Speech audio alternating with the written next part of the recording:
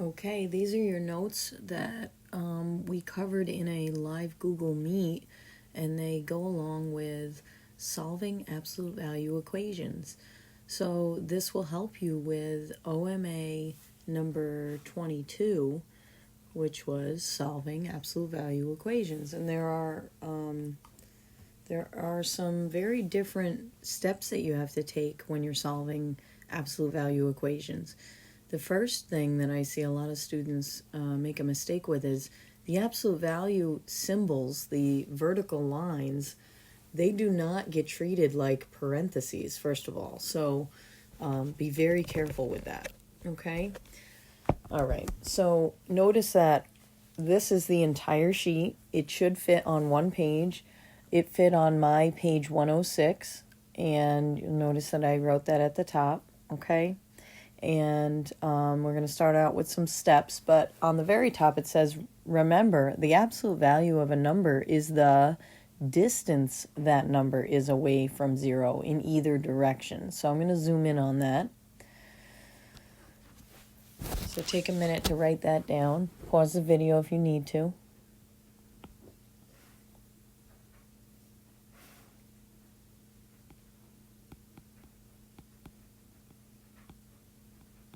The distance that a number is away from zero in either direction. And that's why the absolute value of a number could be coming from a negative number or a positive number. It's not that an absolute value could equal those. The absolute value of a number tends to always be positive because distance is positive, but it's almost like the cause of absolute value could be negative or positive. So what's inside the vertical bars could be negative or positive. All right. So following these steps, take a minute to pause the video and write down all of these steps. Okay. So we have a model, and then we have some steps. Set the quantity between the absolute value bars equal to the positive and negative value given. And so when it says that, it's referring to, when it says the positive and negative value given, it's talking about take this 5 and, here, let's try this color. Take this 5 here, that it's equal to, that the absolute value is equal to, and make it into two equations. See, one on the left and one on the right. And set what's inside the absolute value equal to a positive 5, okay, and a negative 5. Notice how nothing changed with the x plus 2. The x plus 2 stays the same in both equations, but we do need to set up two equations, okay? The next step says solve each equation. Okay, so we solve each equation, and when we solve each equation, we're going to end up with two equations. State your solution set inside curly brackets because it says solution set. That means with the curly Q brackets.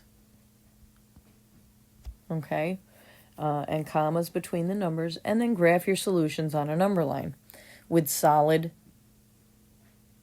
circles. Okay, notice how the number line is actually spread apart properly.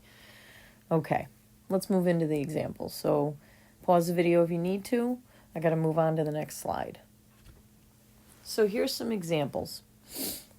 Number 1, is the absolute value already by itself on the left side of the equal sign? So here's my equal sign, right? Is the absolute value all by itself? And the answer is yes. So that means I'm ready to create my two possible equations, okay? So I was always taught to draw two arrows, but another idea is to just split your paper or your workspace and create two equations. So take your x minus 1, which is inside the absolute value, and set it equal to, I'm going to steal this 2 because that's what it's all equal to. I'm going to make it positive, which it already is, and negative. Okay? That's the only change in sign that happens when you're creating these two equations. Now we solve. So we add 1 to both sides. We get x equals 3. And we add 1 to both sides on this side. And we get x equals -1. And now we have a solution set of -1, 3. And a number line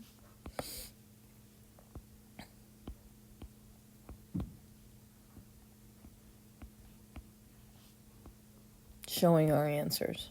Okay? All right. Next problem. Remember, you can always pause the video if you need to slow down. Okay.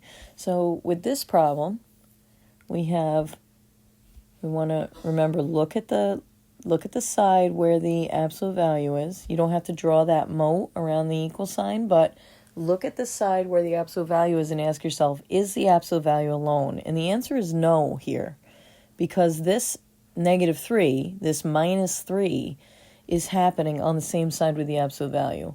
So what we need to do is get that out of there.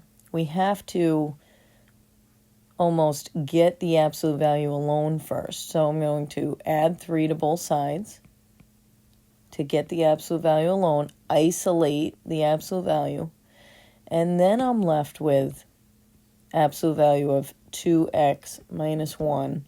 Make those absolute value bars nice and long so they don't look like more ones.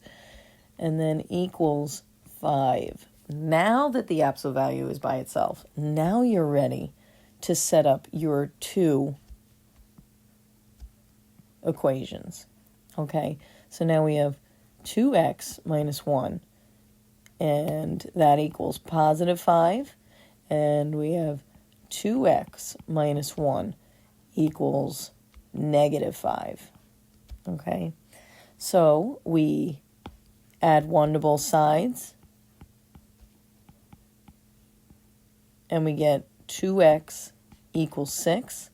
Divide by 2, and we get x equals 3. Okay, on the other equation, we get add 1 on both sides. We get -4. So 2x equals -4. We divide by 2, and we get x equals -2.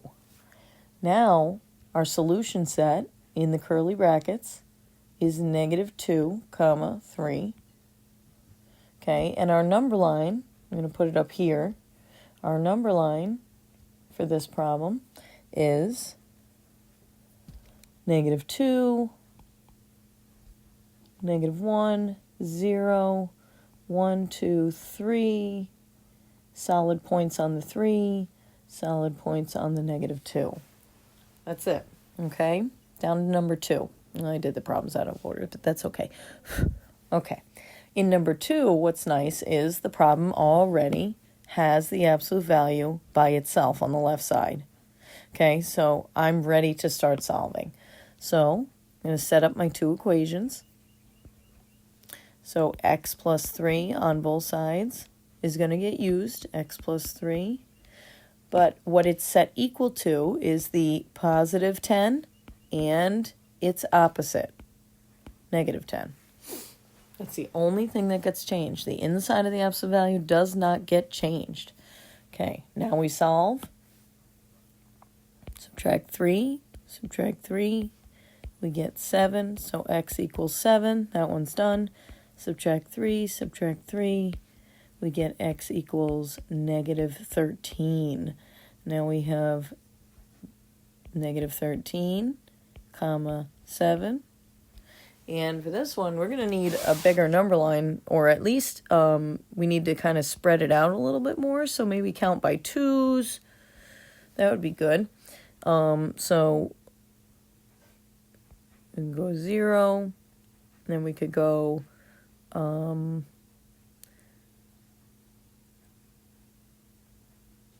let's see, 2, 4, 6, and then Here's 8, but 7 would be in the middle of them. Oops. All right, put a point there. And then 2, 4, 6, 8, 10, 12, 14, and 13 would be here, negative 13. And we just label it, and we put a solid point on it. Okay, good to go. Last problem. Okay, so this last problem has two things that are affecting the absolute value. So we cannot work until the multiplying of 3 is out of there and the subtraction of 4 is out of there. So if what was under this, if this absolute value was just treated like a variable, like let's pretend the black shaded part was just was an X. It's a really thick X, but let's pretend what's in there is an X. How would you get rid of it? Well, how would you get the X alone? You would first add 4 to both sides, and then you divide by 3 on both sides. Okay? And I've always treated my absolute values the same way, like they're a variable that needs to be isolated. Okay? All right. So, first thing I'm going to do is add 4 to both sides.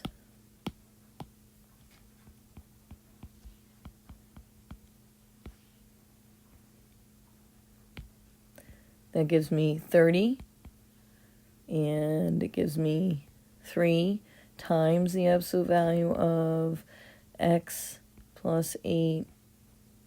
Okay, and now I'm going to divide out that 3 on both sides, and now I have the absolute value of x plus 8 equals 10.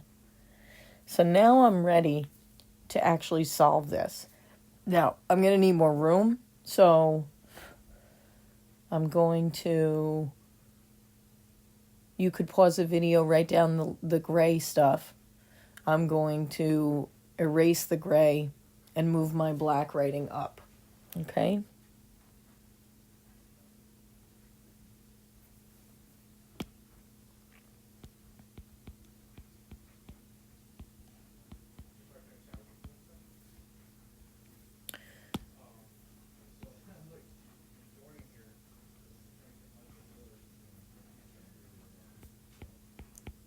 All right, so x plus 8 is used on both sides, and we set it equal to positive 10 and negative 10.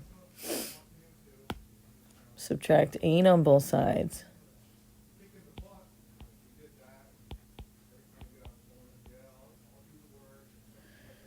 Subtract 8, subtract 8. We get x equals negative 18. So we get a solution set of negative 18, comma, positive 2. Oops, that's not right. Oops. And we get a number line. Probably need to definitely count by 2's here. So let's say we have 0 way over here and 2. Okay. And then we have 2, 4, 6, 8, 10, 12, 14, 16, 18. Negative 18 is right here. Label it, and you're done.